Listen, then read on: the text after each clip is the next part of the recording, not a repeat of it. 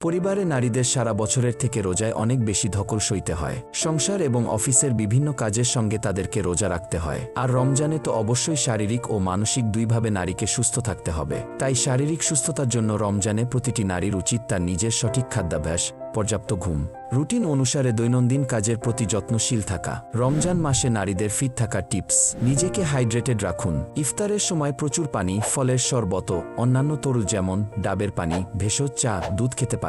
অতিরিক্ত চিনিযুক্ত পানীয় এড়িয়ে চলাই ভালো, কারণ সেগুলো ডিহাইড্রেশন এর কারণ হতে পারে।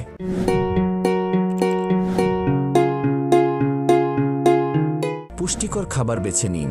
ফাইবার, প্রোটিন ও স্বাস্থ্যকর চর্বিযুক্ত খাবার বেছে নিন, যেমন হোল গ্রেইন, ফল, শাকসবজি, বাদাম, বীজ।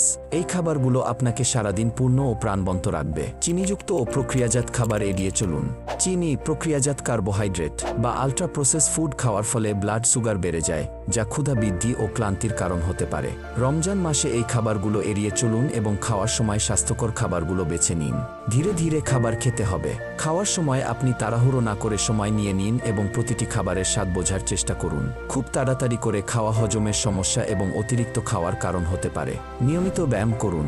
ব্যায়াম রোজাদারদের এনার্জি লেভেল ঠিক রাখবে এবং মন ভালো রাখতেও সাহায্য করবে। এক্ষেত্রে ঘরে বসে ইয়োগা করতে পারেন। তবে রোজা রাখা অবস্থায় ভারী ওয়ার্কআউট এড়িয়ে চলুন, যা আপনাকে কাহিল করতে পারে। পর্যাপ্ত ঘুমান।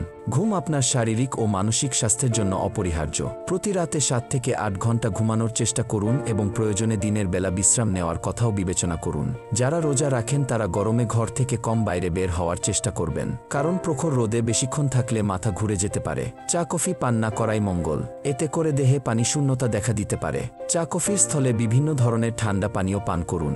অন্যান্য সময়ের মতো কঠোর শরীরচর্চা করতে না পারলেও রোজার সময় দিনে অন্তত 15 মিনিট থেকে 20 মিনিট হাঁটুন। এতে রক্ত সঞ্চালন ঠিক ও শরীর কর্মক্ষম থাকে। সেই সঙ্গে হজম শক্তিও ভালো হয়।